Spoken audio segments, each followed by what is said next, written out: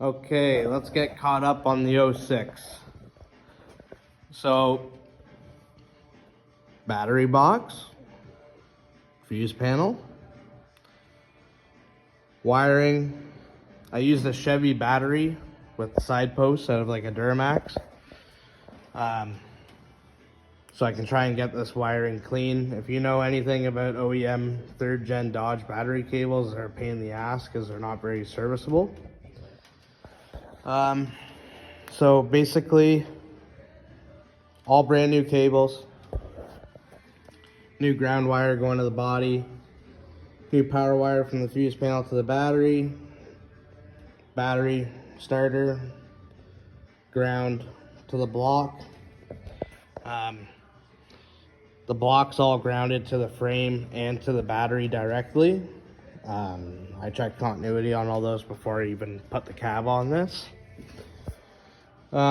We also got coolant hoses on, top of the head, and then this is my own little setup to bypass what would have been the original coolant lines that are all steel and run under the manifold.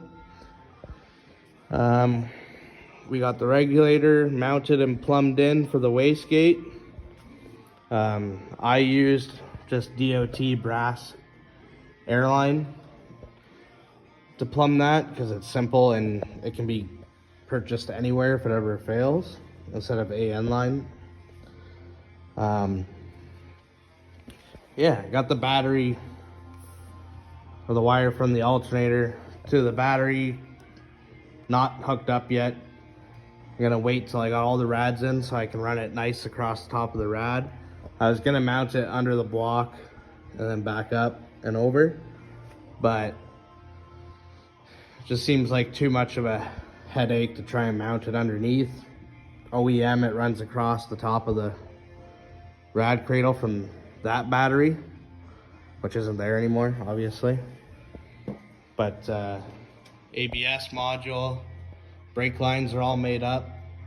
They're not tight yet because I got to bench bleed the master before I get too carried away. Got to wire up the FAS. I'm gonna try and set it up so it's OEM looking, where the relay is mounted to the firewall and the fuse is mounted to the firewall. And I want to avoid having a whole mess of wires just brought to the post.